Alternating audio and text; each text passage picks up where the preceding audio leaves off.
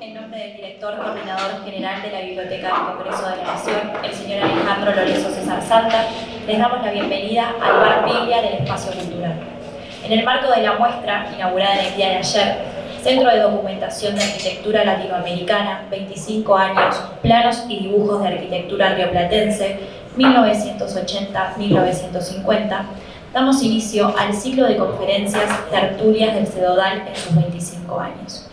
Para dar inicio, vamos a presentar a Ramón Gutiérrez. Él es fundador y director del Cedodal, arquitecto, investigador superior del CONICET, académico de Historia y de Bellas Artes de Argentina, doctor honoris causa por la Universidad Nacional de Tucumán, Universidad Ricardo Palma, Universidad Andina, Universidad Católica en el Perú y la Universidad Olavide de España.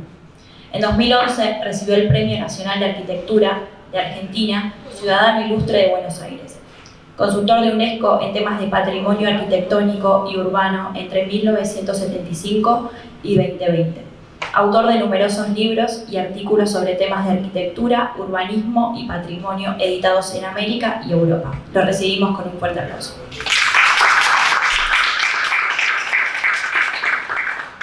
Bueno, muchas gracias. En realidad este ciclo que hemos montado con la colaboración de la Organización de Estados Iberoamericanos, con la organización propia de la Biblioteca del Congreso de la Nación, que fue la que nos pidió que acompañáramos la exposición con alguna otra actividad que permitiera valorar los elementos patrimoniales que constituían de alguna manera la base de la exposición. Para nosotros la idea era hacer una tertulia, y sigue siendo la idea hacer una tertulia, con independencia de la cantidad de personas que pudieran venir. Lo que nos parecía importante era contar algunas cosas de las que nos han pasado en estos 50 años y particularmente en estos últimos 25, que son los que cumple el Cedodal, y tratar de repensar los temas del patrimonio, la manera que hemos actuado los argentinos frente al patrimonio, las demandas que ese patrimonio tiene para con nosotros, las que requiere de alguna manera un cambio fundamental para el futuro. Cuando nosotros nos recibimos en el año 63 en la Facultad de Arquitectura de Buenos Aires, habíamos tenido la suerte de tener un ayudante de historia de la última materia que nos habló y nos dio un trabajo práctico sobre historia de la arquitectura argentina. No existía una materia de historia de la arquitectura argentina.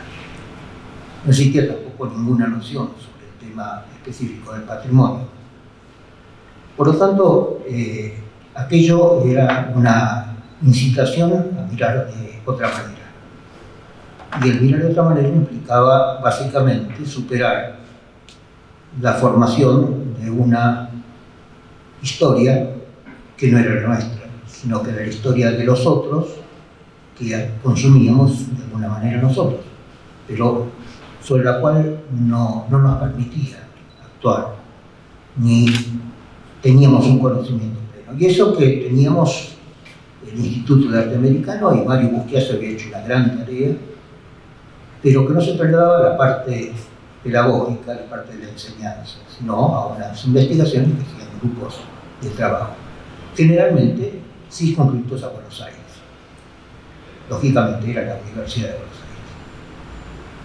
En aquel entonces se nos planteó, y muy rápidamente, por cambios que algunos de los que estamos acá hemos padecido, como fue la interrupción de la estructura universitaria en el año 66, el golpe de Estado, muchos quedamos en una especie de diáspora. Graciela Viñuales y yo nos fuimos a vivir a Chaco, como otros se fueron a Tucumán, otros a Rosario y otros a otros lugares. Algunos migraron en ese momento, otros migraron después, pero lo cierto fue que tuvimos que recomponer nuestra propia mirada. Y el mirar desde el interior del país nos llevó también a entender de que teníamos una mirada no solamente de conocimientos poco claros, sino también muy limitados. Y esa mirada que era necesario mirar desde aquí fue el cambio fundamental, que nos llevó a pensar de qué manera podíamos integrar la cultura del país desde la arquitectura, desde el urbanismo, con una visión que superara esa falta de información que teníamos. Y claro, quiero contarles experiencias que son de alguna manera muy duras para entender lo que significaba eso. Yo fui en el año 67 docente de un curso de ingreso a la Facultad de Arquitectura, de Ingeniería, Vivienda y Planeamiento específicamente, y me encontré que de los 40 y tantos alumnos que tenía, solamente 2 conocían otra ciudad que no fueran Corrientes y Resistencia. Y pensé que en algún momento había que enseñarles urbanismo. ¿Y qué urbanismo podíamos enseñar en esas condiciones? Y que la mayoría de ellos no había subido ningún ascensor, porque en Resistencia había solamente un edificio con ascensor. Entonces, esto nos ponía frente a muchas realidades. Nosotros desconocíamos, ellos desconocían, y teníamos que empezar a conocer juntos. Y además tuvimos muchos estudiantes que venían de Paraguay, porque en Paraguay soplaban más los vientos en aquel entonces también. Entonces había muchas familias que mandaban a sus alumnos, a sus hijos a Resistencia. Pero bueno, empezamos a trabajar sobre Corrientes. Fuimos al Paraguay con los alumnos paraguayos a trabajar. Y de alguna manera empezamos a entender de que lo de las fronteras culturales es distinto de la frontera de los países. Y que también eso es un aprendizaje. Y en ese momento entendimos justamente con grupos de trabajo en Tucumán, donde estaba el arquitecto Nicolini, que había sido docente en Buenos Aires con Busquiazo, donde el grupo de Rosario también acompañaba, en Córdoba, un grupo formado alrededor de Marina Weissman también ayudó, y formamos una suerte de instituto que nos dedicamos en otro momento difícil, en el año 78, a tratar de evitar que aquellos que ya no estaban más en la universidad, aquellos que habían sido expulsados o aquellos que se habían tenido que ir, tuvieran la posibilidad de continuar pensando en conocer su Argentina, en trabajar sobre arquitectura argentina. Y formamos un instituto que duró hasta el 95, donde tuvimos algunos éxitos. Ya en el año 67, en la Universidad del Nordeste, creamos la primera cátedra de arquitectura argentina en una facultad de arquitectura, y en el año 70 ya estábamos con un departamento de patrimonio.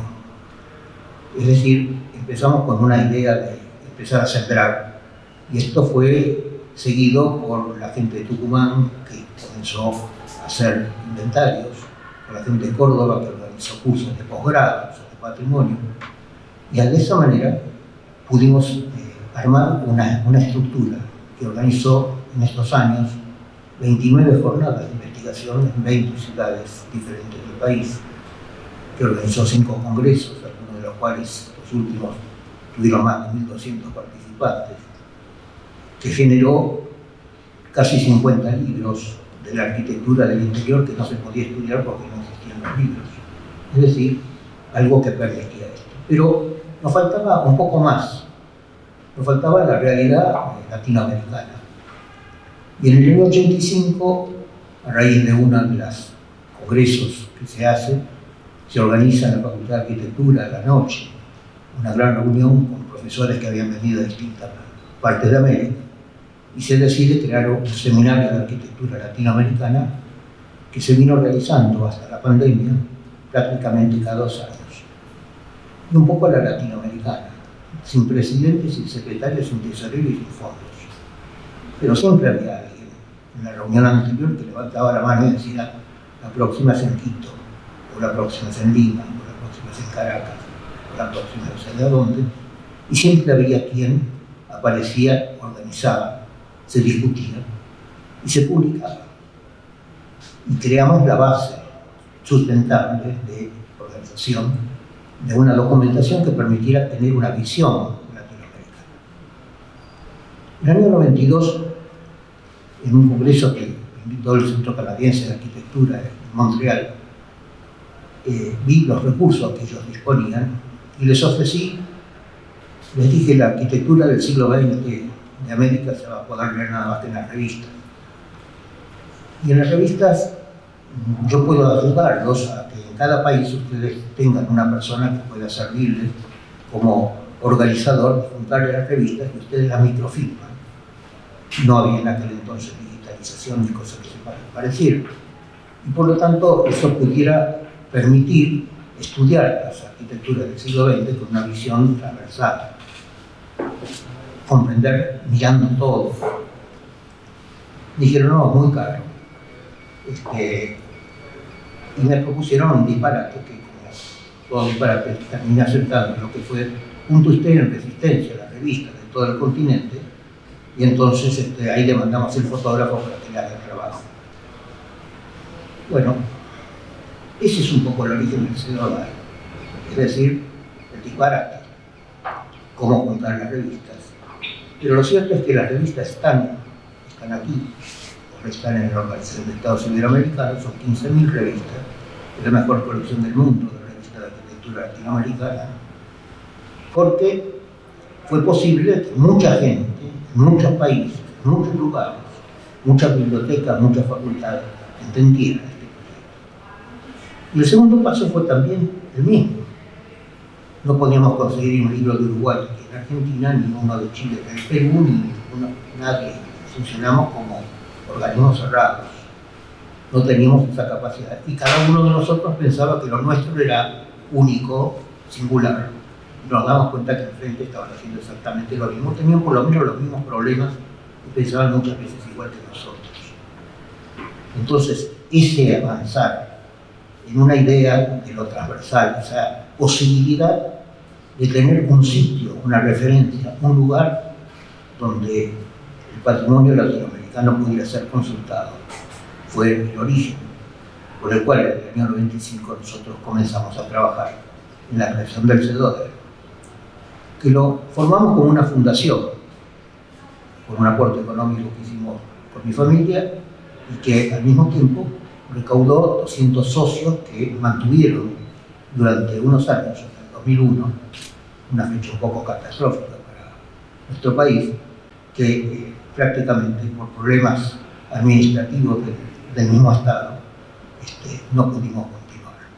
Y continuamos trabajando sin más ganas que las que poníamos nosotros, sin más recursos que los que podíamos llegar a disponer, pero con una enorme capacidad de solidaridad, mucha gente, de muchos países, de muchos lugares, que realmente nos ayudaron a poder llegar adelante.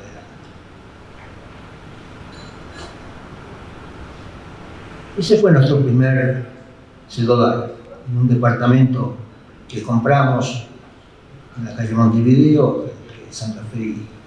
Cuando nos vinimos desde la Resistencia a Buenos Aires, después de vivir 30 años en el Chaco, decidimos que teníamos que cambiar y no tener todo lo que era nuestra biblioteca y nuestro trabajo en casa, sino generar un espacio. Y ese espacio fue el CEDODAL.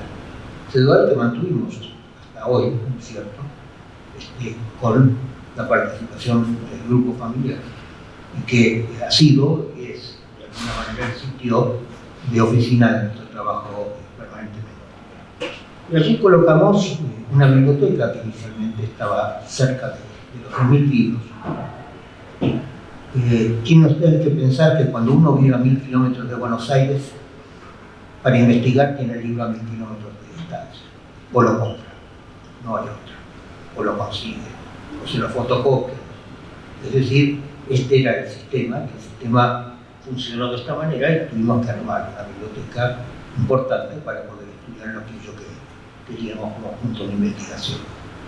En ese entonces estábamos en la Universidad del Nordeste, después Brasil y yo, ingresamos al CONICET, y dentro del CONICET desarrollamos una serie de investigaciones a través del tiempo.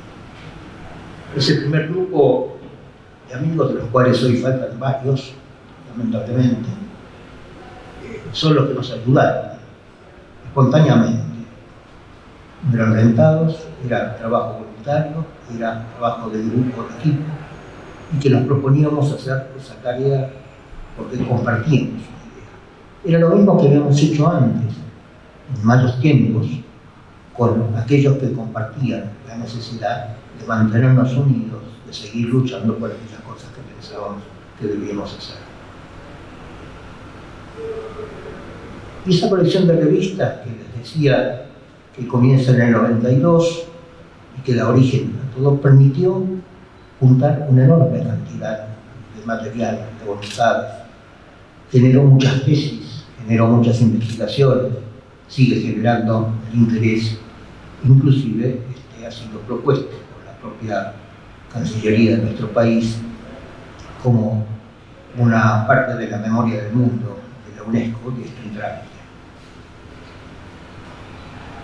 Junto a eso, el CEDUDAL juntaba muchas cosas.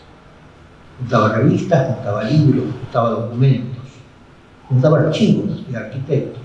Compramos la biblioteca de Martín Noel, vimos perderse buena parte de la biblioteca de Bustillo, que se remató. Logramos salvar la biblioteca de Busquiazo, que no hubo en Buenos Aires quien la comprara, pero la terminó comprando la provincia del Chaco, que está hoy en la biblioteca provincial de Resistencia.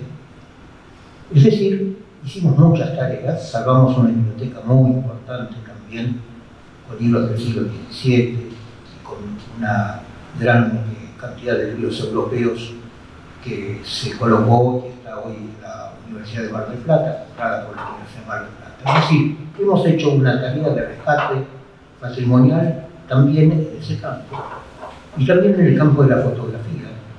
Aquí tienen ustedes 4 plazas de nuestras ciudades en el siglo XIX, Guatemala, Asunción arriba, Lima y La Paz. Y esas imágenes que nos presentan, nos posibilitan entender de una manera clara la importancia de esta documentación para la preservación de nuestro patrimonio. Una colección muy grande, más de 15.000 postales. Postales que bueno, nos enseñaban a algo más que lo que los arquitectos hacíamos, porque cada uno de los arquitectos que se consideraba un artista tomaba las fotos de su edificio recién terminado a las 6 de la mañana, porque como todo el mundo sabe, la gente molesta la arquitectura cuando está delante de los edificios. Y por lo tanto, ahora con Photoshop más o menos este asunto ya lo tenemos resuelto, pero en aquel entonces la postal nos mostraba la vida de la calle, la relación de la gente, las vestimentas, las escalas.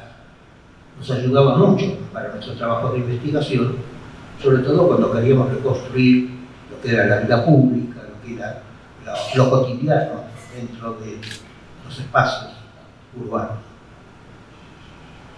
Y también avanzar más allá de la arquitectura, avanzar al territorio, entender las formas de transformación, de organización, de vinculación, las ideas que estaban detrás de estos procesos de ocupación de nuestros espacios.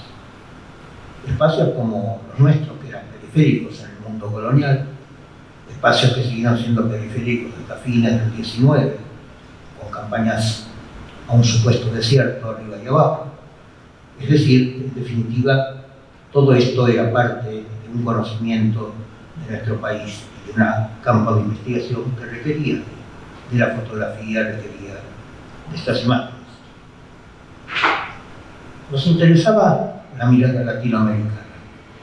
Y solamente había dos campos donde en la arquitectura este tema había figurado. Uno era los congresos panamericanos, que se realizaron por primera vez en 1920 en Montevideo, y otro es las reuniones ya de la segunda mitad del siglo XX de la Facultad de Arquitectura. En la reunión de la Facultad de Arquitectura, o de la enseñanza de la arquitectura, o de las universidades, sucede un poco que el único que lleva más o menos el conocimiento de lo que pasa es el ascensorista cuando ve subir a la gente, porque cada reunión han cambiado los decanos, han cambiado los directivos, han cambiado los profesores, y comenzamos de nuevo y repetimos lo mismo que habíamos decidido, estudiar 4 años antes volvían a plantearse 4 años después. Es decir, que nuestra capacidad de mostrarnos una perspectiva de transformaciones era compleja. Compleja en un mundo que además era muy cambiante.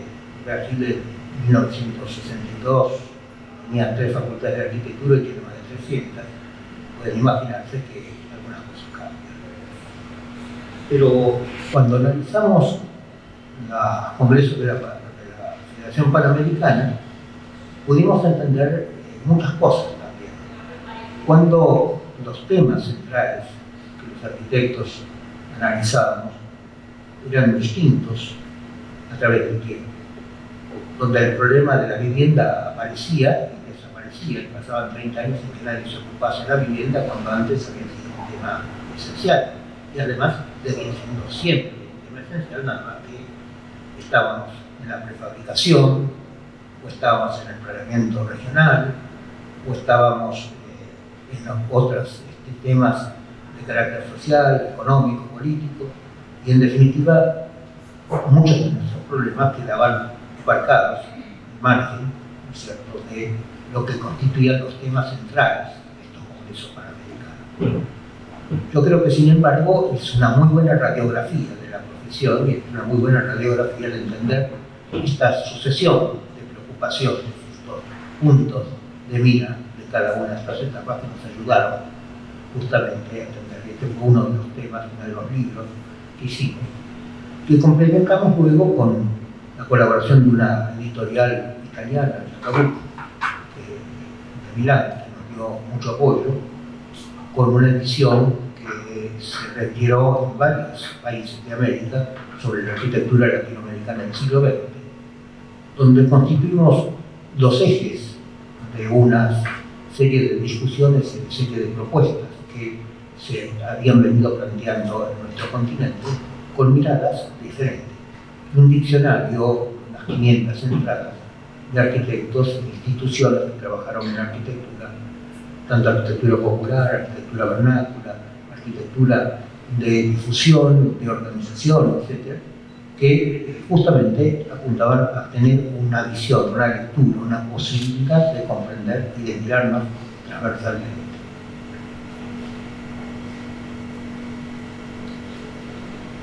Y en ese campo, justamente en aquella reunión del 92, la de la revista, la otra cosa que me dijeron, me dio pero en el blanco justo, me dicen, lo que pasa es que ustedes los latinoamericanos no son confiables. No son confiables, dice, con las revistas. Dice, nosotros nos suscribimos, nos prometen 12 números y nos mandan 6. Dice, después cambia la comisión directiva de la sociedad de arquitectos o del colegio, quien fuese, y cambia el tamaño de la revista. Cuando no cambia el nombre de la revista, porque cada uno de estos nuevos funcionarios se considera fundador. Al ser fundador, entonces empezamos de nuevo. Entonces, son impracticables. Nosotros ya no nos suscribimos más a revistas latinoamericanas porque directamente no hay posibilidad de hacerlo. Entonces les parecía muy bien esta idea de que microfilmásemos o lo que hiciésemos, porque de esa manera por lo menos tendríamos un panorama. Entonces, una de las cosas que nos propusimos cuando creamos el Cenedal en el 95 es demostrar que los latinoamericanos podíamos también ser ordenados. Y nos propusimos, comenzando en 1999 con el primer libro, sacar 50 libros con el mismo formato, con la misma diagramación y con diversas cuestiones. Llevamos ya 55. Quiero contarles que este año cumplimos los 55 libros, con lo cual demuestra que es posible cuando existe, digamos, la decisión de llevar adelante. Y lo hemos hecho con múltiples ayudas de muchos lados, de mucha gente, por supuesto de todos los que escribieron que no cobraron nunca sus honorarios por los que escribieron, eran colaboradores del Cenedal, pero siendo colaboradores del Cenedal, lo que eran colaboradores de idea, sin idea de lo que había que hacer. Y esto es esencial. Mientras tanto nos llegaban cantidades de documentos, de archivos de arquitectos que nos servían para hacer exposiciones. Hicimos muchas exposiciones. Y esas exposiciones nos permitieron distinguir al mismo tiempo que llevar el libro, ¿no es cierto?, que promovía la exposición, promovía el conocimiento del arquitecto. La revisión de los archivos documentales son realmente uno de los elementos fundamentales para este tipo de actividad. En el año 2015 tuvimos la fortuna de poder hacer un acuerdo con la Organización de Estados Iberoamericanos, que estaba construyendo en ese momento espacio cultural, y le propusimos que tuvieran como dato la biblioteca, y le trasladamos 15.000 libros en la biblioteca del Cedodal, y organizamos una cantidad de exposiciones. Una de ellas pueden ver allá en ese nuevo local, que es el espacio cultural, que está en la calle Paraguay 1514, donde hemos dado conferencias, presentación de libros, exposiciones múltiples, y al mismo tiempo empezamos con otro tipo de publicaciones. Ya en este momento en realidad el Cedodal ha publicado más de 110 libros en estos 25 años. Ese libro que está en el centro de las dos imágenes verticales es el libro que en el año 2014 ganó el premio del libro mejor diseñado, digamos, publicado, editado, sobre los impresores, ilustradores de los libros argentinos entre 1920 y 1940, que plantea la hipótesis, ustedes verán en la charla que tendrá Rodrigo el día 18, de que buena parte de los pintores de vanguardia comienzan siendo ilustradores de libros. Es decir, que es otro elemento interesante. Y abajo mostrarles que en realidad cuando hacíamos estas actividades, lo que estábamos haciendo era volver a encontrarnos, volver a juntar a los compañeros de la facultad, a los que habían acompañado todo el proceso, y cada uno de estos era un punto de referencia, un punto de encuentro, que hizo que de alguna manera el Cedodal tuviese esa posibilidad, sobre todo después de la pandemia, de volver a encontrarnos con la gente tal cual lo estamos haciendo aquí. Y bueno, nuestras exposiciones fueron aquí, también allá, de arriba, estando de este lado, son las exposiciones que llevamos al Museo de la América en Madrid, la de abajo, la Universidad de Salamanca, sobre las misiones jesuíticas o sobre el trabajo de Abul Míguez, Marco Dorte y Bustiazo, que fueron los tres que hicieron la primera gran historia del arte hispanoamericano. Y al otro lado mostrarles el mismo proceso que hemos continuado ya el año pasado. Ahí tienen parte de las 400 cajas de archivos que el Cedodal juntó, archivos que tienen documentación histórica, fotocopias, microfilms, anotaciones, que tienen recortes de diarias y revistas, que tienen planos, que tienen bocetos, iconografía. Y esas 400 cajas se fueron. Están aquí, en la Biblioteca del Congreso, porque han sido donadas junto con la biblioteca a la Organización de Estados Iberoamericanos, que era el escenario natural, porque el Cedodal fue y será latinoamericano, pero al mismo tiempo queríamos que esto tuviera una capacidad de definición, de decisión, de traslado, de conocimiento para que otros más pudieran trabajar sobre este material y que en su difusión a través de la digitalización, la microfilmación y la colocación en red virtual de forma gratuita aseguraba de alguna manera que esto era un archivo vivo y que seguía continuando más allá de nosotros la posibilidad de una valoración que consideramos era imprescindible. Aquí tenemos exposiciones sobre la venida de Le Corbusier del año 29, en Uruguay los colegas de Uruguay que trabajaron con nosotros encontraron hasta 6 minutos de filmación cuando Le Corbusier va a visitar la obra del estadio de fútbol, que al año siguiente los uruguayos van a ganar el primer campeonato mundial de fútbol en el año 30. Es decir, ahí el arquitecto lo va filmando a Le Corbusier mientras Le Corbusier está viendo la obra. Y después recorta parte de Montevideo. Lo trataron mejor en Montevideo que acá, a pesar de que acá dio 10 charlas y 2 charlas nomás. Pero aquí vino por los amigos del arte y no vino por la sociedad de arquitectos, y fue otra cosa. Y él vino a hacer los negocios. Y como los negocios no andan bien, soy la mamá, de esa manera, esta exposición recogía un poco todo el testimonio de lo que él mismo decía en su correspondencia, en sus agendas, en sus elementos que están en la Fundación Le Corbusier. Mostrarles cuando hacíamos las exposiciones en el Museo del Banco de la Ciudad, perdón, del Banco Provincia, también la concurrencia hacíamos siempre una presentación de este tipo, charlando, contándoles lo que podíamos saber de los arquitectos. Abajo es la exposición que hicimos en Frankfurt para una de las ferias sobre los arquitectos alemanes que trabajaron en la Argentina. Y allí también la exposición que hicimos sobre la vida en las Malvinas, entre 1764 hasta la ocupación inglesa en 1833, demostrando que era un lugar poblado, que había vida. Y como Darwin dijo cuando visitó a Vernet, sorprendido, dice: yo creí que aquí había solamente cazadores de focas, de lobos salvajes. Me encuentro una señora que toca un piano de cola, una biblioteca en varios idiomas. El mismo Darwin, que 2 años después, en 1835, dice: todo aquello que existía, ¿qué han hecho mis compatriotas de esto? No queda nada. Vale la pena recordarlo. Es una manera de entender lo que efectivamente pasó. Esa es la exposición que hicimos, estuvo aquí en la Biblioteca Nacional, afuera, y que hoy estaba en Bariloche. En fin, quiero decirles que todo esto ha sido lo que el Cedodal pudo llegar a aportar.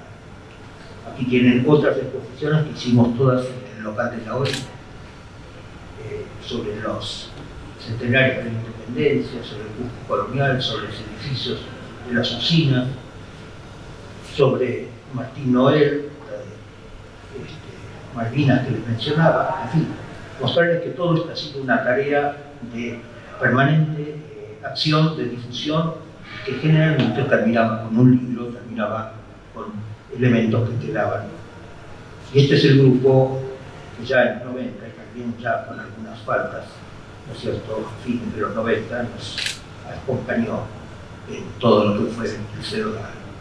Un grupo de gente que los que quedan siguen trabajando junto a nosotros. Muchas gracias. Está bien contado.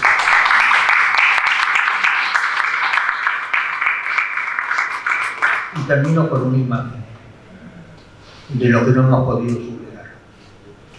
La incapacidad de entender que el patrimonio es un respeto, el inicio a la ciudad. El pensar y sufrir cuando vemos un arquitecto que es capaz de destruir un proceso con una obra que no va a ser ni lo singular que él piensa, ni va a tener nada más que un rédito de carácter económico.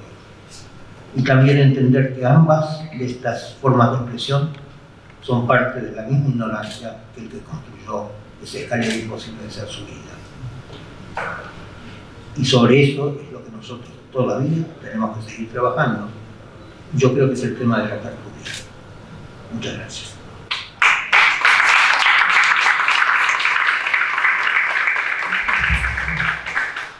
Bueno, les damos las gracias a todos por venir y los invitamos mañana a la charla de iconografía y fotografía para rescatar el patrimonio que va a estar la va a dar Graciela María Vinuares a las 18 horas acá en el Barcito. Perdón, no va a ser así porque una tertulia es una tertulia. Sí. Quienes quieran preguntar, quienes quieran comentar, tienen toda la posibilidad de hacerlo. Eso es esencial. Tenemos tiempo, bastante tiempo para eso. Sí, obvio, si alguien quiere le pasamos el micrófono y... Bueno, me encantaría que alguien tuviera algo que decirnos. Anímense. Ahí, sí. Bueno, Ramón, muchísimas gracias por este recorrido tan maravilloso que nos ha expuesto. Ustedes viajan todos los años a España y a otros centros de Europa. Entonces, me gustaría que expresasen ambos, si es posible, usted, cuál es el estado de la historiografía, cuál es el estado de los estudios en este recorrido de 25 años desde allá. Si han notado cambios, nuevas escuelas, cuál es la percepción que tienen, no solo de aquí de Argentina, sino de España concretamente. Bueno, a ver, yo creo que el tema es complejo. Creo que hay una apertura muy grande, ha habido una apertura muy grande que se manifestó también con relación al quinto centenario del descubrimiento de América. Muchos lugares de España nos ayudaron a hacer actividades a los latinoamericanos. Es más, les diría que una de las cosas singulares fue que muchos de los latinoamericanos nos encontramos en las reuniones que organizaban los españoles en España. Y esta ayudó mucho a justamente esa urdimbre, esa vinculación que posibilitó ir construyendo. Claro está que se hizo sobre todo sobre los campos de la arquitectura contemporánea, sobre las... y nosotros tenemos que reconocer que muchos de los libros de esta serie blanca, por ejemplo, fueron ayudados por la Junta de Andalucía como manera de contribución a un conocimiento de la arquitectura latinoamericana. Hemos hecho exposiciones en España y esto ha cambiado mucho la mirada. La mirada tradicional del mundo colonial, o de la arquitectura colonial, una mirada que se llegó a simplificar hablando de arquitectura europea y decoración americana, como si fueran cosas que se pudieran evaluar de forma diferenciada. Para decirnos que había ciertos elementos que evidentemente tenían una presencia europea, cosa que nadie va a negar, pero que la transformación que implicaba una decoración que no era, o una forma de decorar, o un tipo de tratamiento, tanto pictórico como volumétrico, distinto, evidentemente cambiaba la valoración espacial de toda obra de arquitectura. Por lo tanto, creo que esto es un tema sobre el cual ya está claramente planteada la necesidad era necesaria una revisión que hoy es aceptada, yo creo, en toda España. Menos aceptan el hecho de que el control que los Borbones del siglo XVIII intentaron imponer sobre América.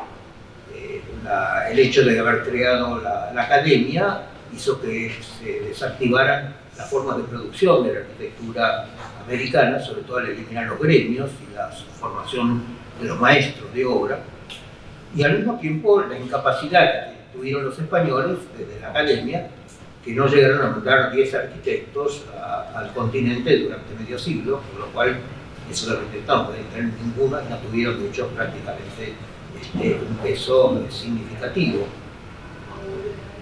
La prueba está también de que obligaban a que todo proyecto que se hiciera en América, aún habiendo creado en México una academia, debía ser aprobado en Madrid. El resultado que en Madrid, lógicamente, cuando les llegaba un proyecto que no habían hecho ellos, siempre era malo. Y además ellos querían hacerlo porque lo cobraban. Con lo cual, el resultado fue que los proyectos que mandaron, ninguno de ellos se llegó a hacer en América.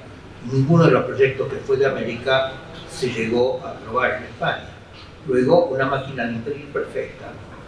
Tan perfecta es que nos obligó a los americanos a hacerlo a nosotros, pasando de lado la obligación de mandar los proyectos a consultar.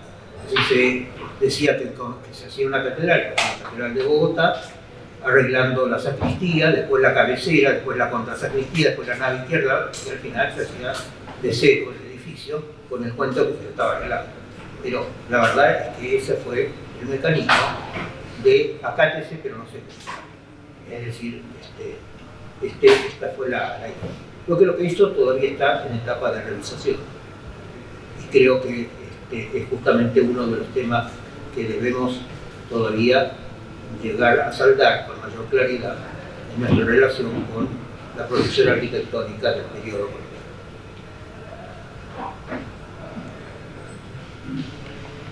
¿Algún otro tiene alguna consulta o idea?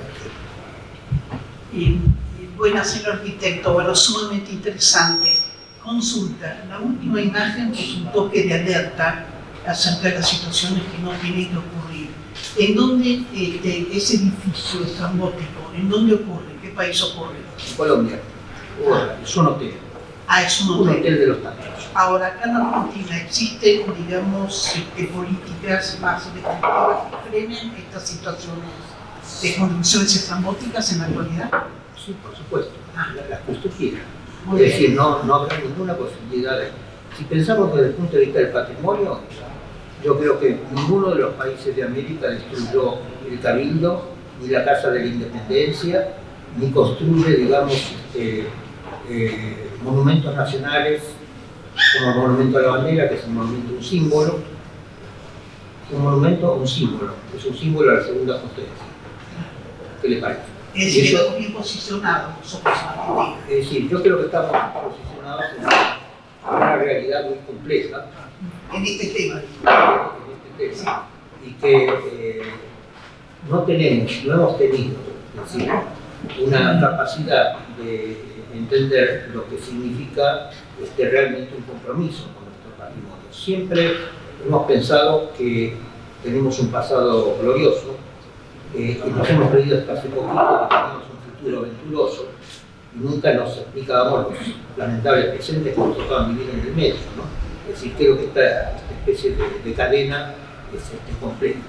Pero en el caso del patrimonio, siempre hemos pensado que el patrimonio que tenemos es muy importante por la importancia que nosotros tenemos, pero no por la importancia que tiene el patrimonio. Por eso demolimos la Casa de la Independencia, ¿no es cierto?, en Tucumán, dejamos el salón donde se firmó la independencia, fue destruir la casa, pero construimos un enorme templete para garantizar la importancia que tenía esa casa, cuando realmente después destruimos el templete también y volvimos a reconstruir la casa, porque claro, nos dimos cuenta que nos habíamos equivocado. Pero después vino todavía otro señor militar, en este caso, que decidió tirar abajo todo lo que había alrededor de la casa, porque la casa tenía que quedar sola. Y así estamos, en idas y vueltas por las cuales nuestro patrimonio naufraga con bastante frecuencia. Muchas gracias. O sea que somos la escalera que usted mostró recién. En general tenemos muchos gobernantes que han anunciado la escalera. De la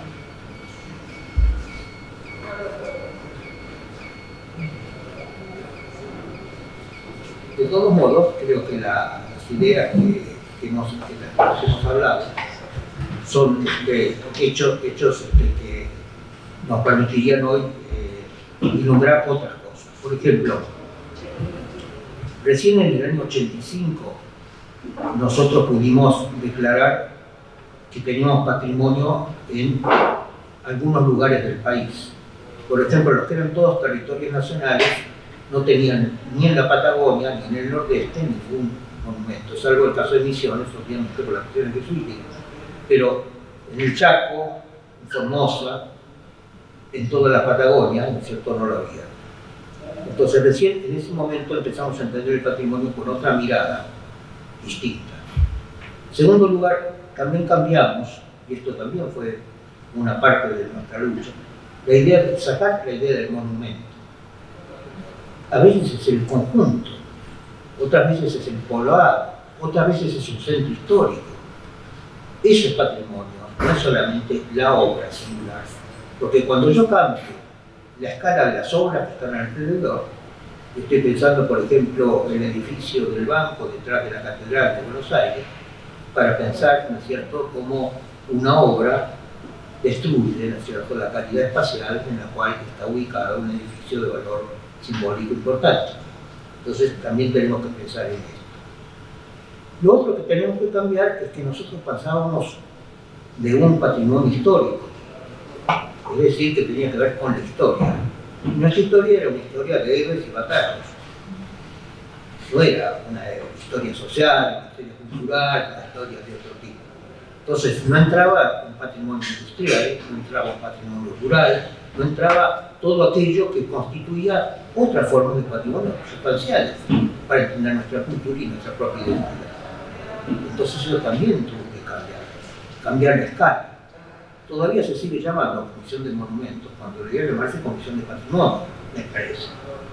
Es decir, tendríamos que tener otras maneras de encarar este. Y bueno, podemos seguir viendo esto mismo, y entender de que tenemos que reflexionar de esta forma. Yo diría que nosotros, arquitectos, también nos hemos equivocado.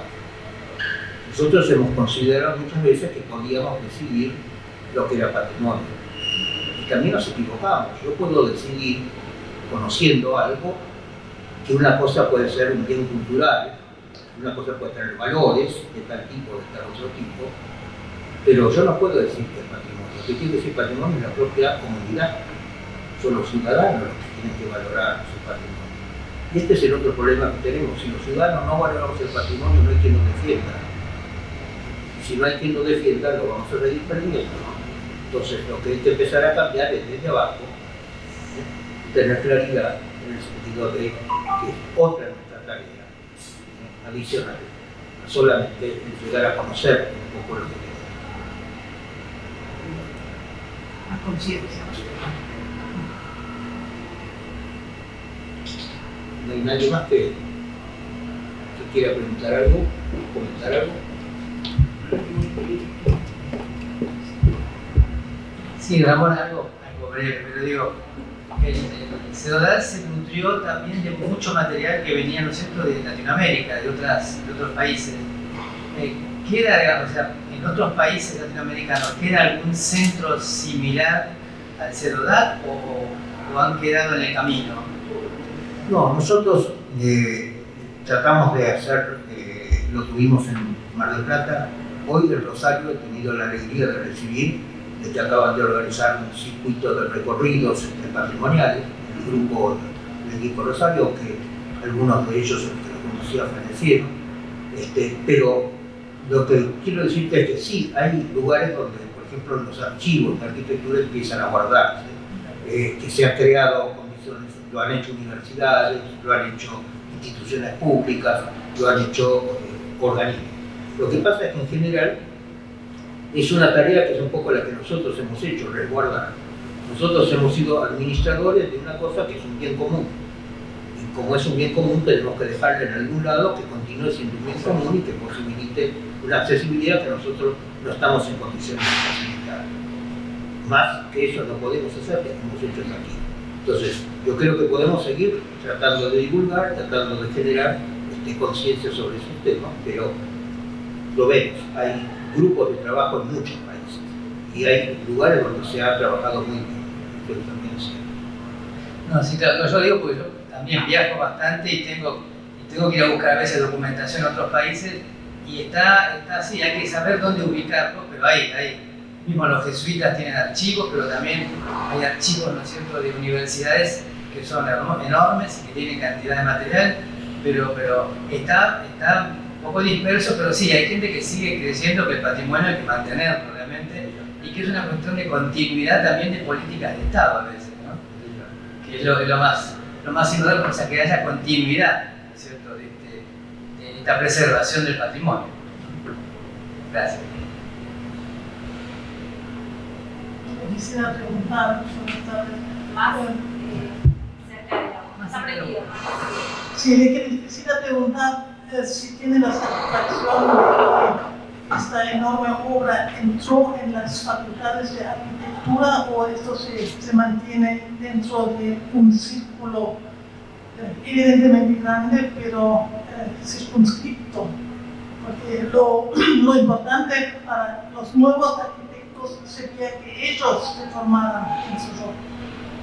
Con este tipo de ideas de adaptación de lo nuevo a lo existente, que es realmente un problema en las ciudades. latinoamericanos. Bueno, yo creo que en general hay hoy una enseñanza de historia de la arquitectura argentina y latinoamericana en general, en casi todas las universidades del continente. Eso ya hoy es una realidad. Hay también muchos posgrados,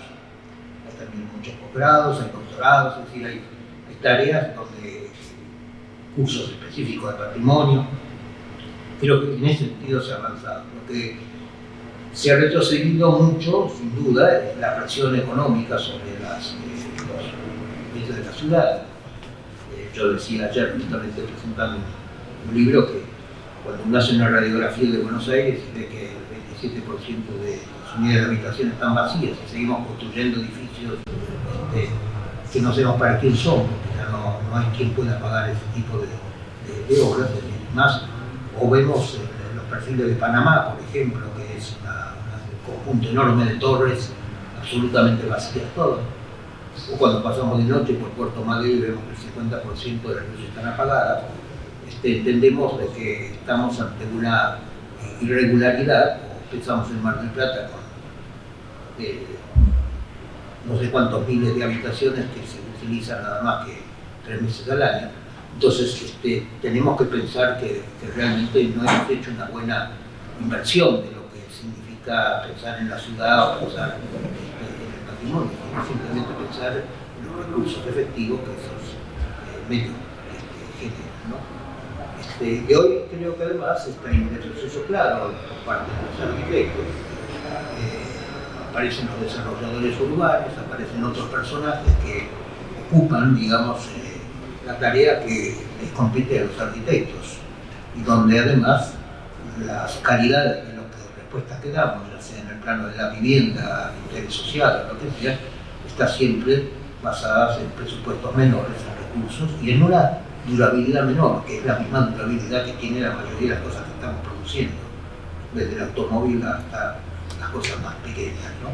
Es decir, menor durabilidad, porque utilizamos una rentabilidad baja y al mismo tiempo porque la idea es consumir muy rápidamente. Creo que este es un poco el marco general y sobre ese marco es donde uno puede llegar a hacer las cosas.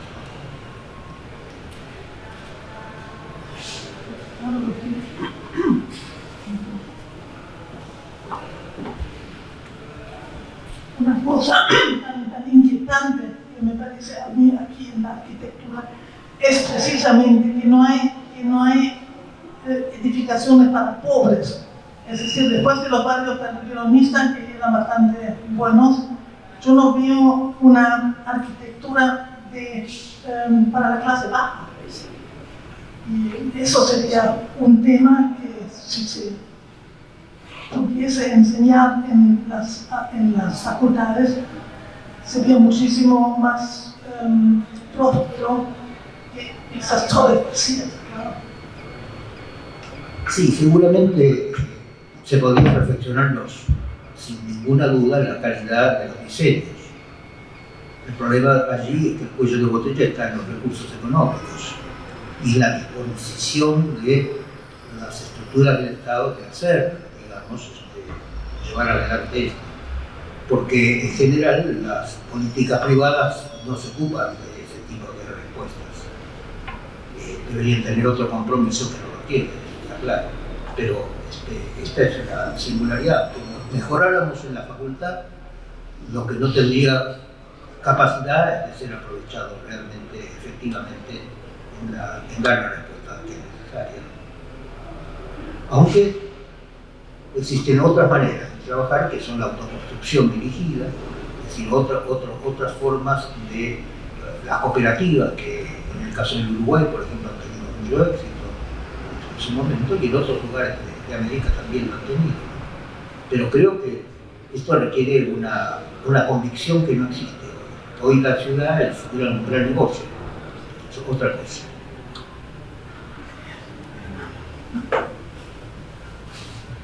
Bueno, les agradezco mucho. Si no tienen otra pregunta o comentario, los invito a los que quieran ver todavía la exposición y los esperamos mañana. Graciela va a hablar sobre la iconografía y la fotografía en trabajo del patrimonio. Muchas gracias.